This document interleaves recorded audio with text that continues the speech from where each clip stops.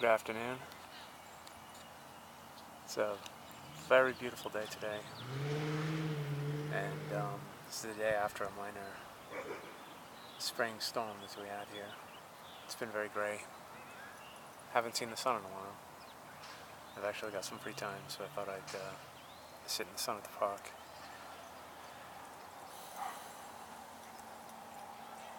All the way back there is the highway I live off of. There's a dog park over there. A senior center behind us.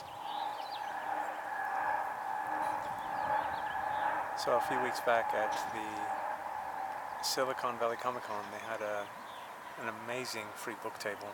I wish I would have gone there first. They had some incredible stuff.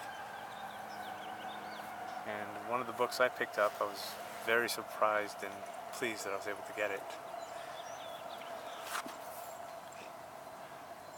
was Lost Gods by Braun. He's an amazing artist and quite a good author also. So I thought I'd sit in the park and read some of it.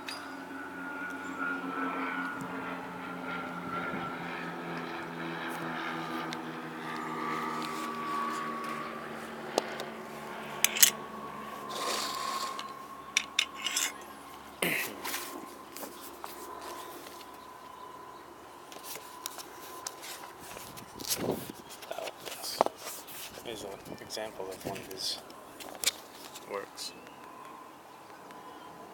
This book isn't as widely illustrated as his other books are, but what little is in here is still pretty amazing.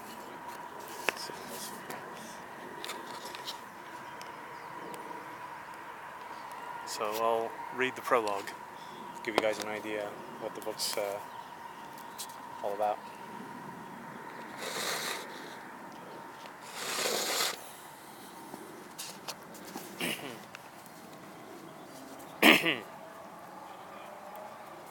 Morin Island, South Carolina, August 1976. The rabbit pushed beneath the iron fence into a small cemetery. It burrowed through the tangled vines and briars growing up between the cracked and fallen stones, found a patch of tall weeds, and began to nibble on the leaves. A boy, more shadow than not, slipped silently up and took a seat on a gravestone next to the rabbit. The boy's name was Joshua, and if happened upon at the right time of day and just the right light, one could see he was very young, perhaps 6 or 7 years of age, a bit thin, barefoot, and his shirt and pants were threadbare. "How do you do, Mr. Rabbit?" The rabbit's ears twitched. "Good to see you again. Them weeds any good?" Joshua looked off down the hill, through the cluster of massive oaks toward the marsh, caught the sparkle of water. "Tide must be coming in. Sure would like to take me a walk down that way. Give about anything to feel the pluff mud between my toes just one more time." He watched the strands of Spanish moss flutter in the warm breeze as the light rays of a long summer day lit up the clouds. "That's pretty. Mighty pretty." The rabbit looked up, nose twitching. The boy smiled. Then his face became sad. He shook his head. "Sometimes you can forget, you know, just for a second that you're dead. A pretty day like today will do that." His voice turned sullen. "After all these years, you'd think I wouldn't fall for it. But I get to watching the clouds, listening to them birds, and I think I could just hop up and head on home, see my mama, see my big brother." He was silent a long moment, staring at the back of his hands, at his skin, once as dark and as rich as soil, now pale and wispy. Only I can't ever leave these broken old stones." He slapped the palm of his hand against the stone. It made no sound. "But you want to know what the worst of it is? It's the being alone." Joshua reached for the rabbit, his hand hovering just above the animal's back. He knew he couldn't touch the living, but that fur, it looked so soft, warm, comforting. His hand passed through the animal and the rabbit kept catting without so much as a twitch.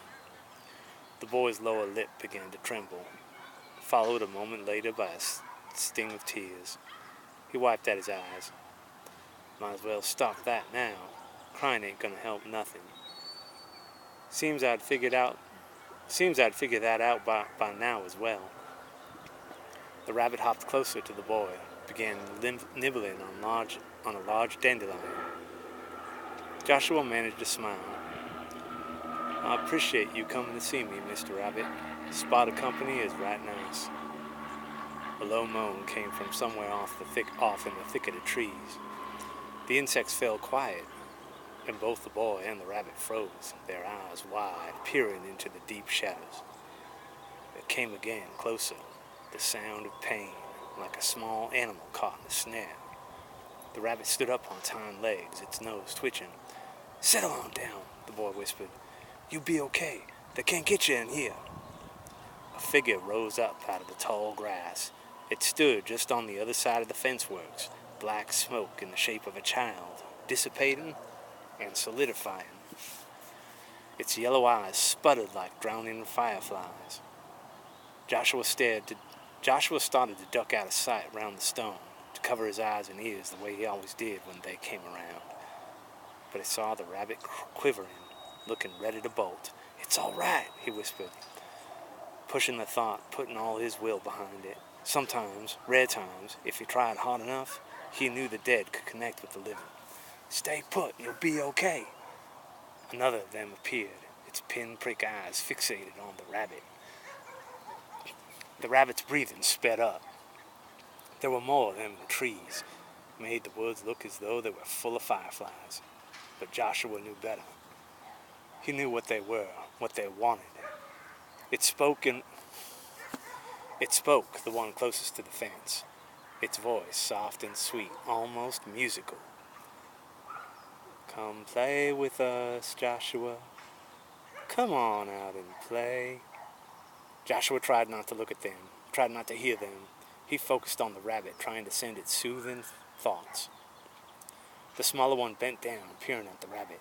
A swirling pool of blackness foamed beneath its flickering eyes, widening, and a howling wind could be heard, as though from far down in the earth. The sound came closer, climbing upwards, slowly turning into a hiss. The rabbit's haunches twitched. Its back legs jacked, ready to run. "No, Bunny," Joshua said, and dropped on top of it, wrapping himself around the rabbit. The hiss turned into a shrill whistle, closer and closer. Then became a scream, then many screams, the sound of children in agony. The screams burst from the thing's mouth along with a hot blast of air. The rabbit bolted, Joshua's shadowy body doing nothing to hold it back. "No!" Joshua cried, as it sprang away through the briars, darting and dashing. It looked certain to escape, but Josh knew better. The rabbit shot out the far side of the little cemetery, and the moment it left the fence, the smaller shape was there. It snagged the rabbit, held the thrashing animal up by its ears. "If you come out and play, Joshua," the small shape taunted, "we'll let your bunny go. Come on, there's lots of other little boys and girls to play with." Joshua backed up against the gravestone, pulled his legs tight to his chest, pressed his face into his knees. "Joshua," the larger shape called, "we know a secret. Wanna know?" Joshua tried not to listen. "Chet's coming home soon. You know who Chet is, don't you?" Joshua knew. "Chet's a daddy now," the shape said. "The waiting's over. He'll be here soon, and we can't wait to peel his skin off. If you come on out, we'll let you help. What do you say?" Joshua remained mute. "Your blood is on their hands." The shape's voice turned sharp and nasty. "You know they owe you. Owe all of us. Join us. You can help send him to the burning place, drag him down to the ground, and make him dance for the burning man." Joshua shook his head, digging his fingers into his arms. The smaller shape took a step forward closer to the fence, as close as it could without touching the iron. It opened its mouth, and once again Joshua could hear that distant wind, the tormented cries of children far, far away. The shape's head fell back and the swirling hole widened. It held the rabbit over the opening. Joshua bit his lip, clasping his hands over his ears. The rabbit kicked and clawed, frantic, then began to scream. Joshua didn't understand what he was hearing at first. Didn't even know a rabbit could scream. It sounded almost human. The shape dropped the rabbit into the gaping hole. It screamed, falling away, falling and falling as though to the center of the earth. The hole swirled shut, leaving them in silence. Not a single insect or frog could be heard. The two shapes just stood there staring at Joshua with those sputtering eyes. Finally, after an agonizing space, the smaller one nudged the larger one. "This ain't no fun. Let's go." The two shapes started away, heading up the hill toward the big house. "We're gonna go wait for Chet," the larger one called back. "Last chance to come along." Joshua waited until they were out of sight, then crawled over to the fence, looking for the rabbit. It lay crumpled in the grass, its eyes frozen, bulging from their sockets, its lips peeled back to show all its teeth. Joshua collapsed to his knees, put his face in his hands, and it began to sob. So that's the opening of the book, Lost Gods by Brahm. And here's a picture of the first chapter, part 1, called The Death of Chet Morin. So we've been lucky enough to grow up and live right next to one of the few remaining drive-in theaters in California. And tonight is free movie night. So we're gonna head over there kind of early and get some photos for our occupation. They always set up a kids play area and have bands and everything. And it looks like I've got an audience. Hope we can catch this. I didn't notice while I was reading. I'll try to do this as slow as possible. But if you look over there on that barbecue, we made a lovely little feathered friend. It's quite pretty. Beautiful, handsome, doesn't matter. Look at that. That's gorgeous. See if I can get closer.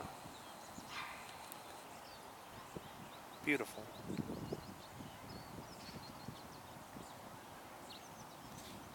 We're really lucky to have so much wildlife out here.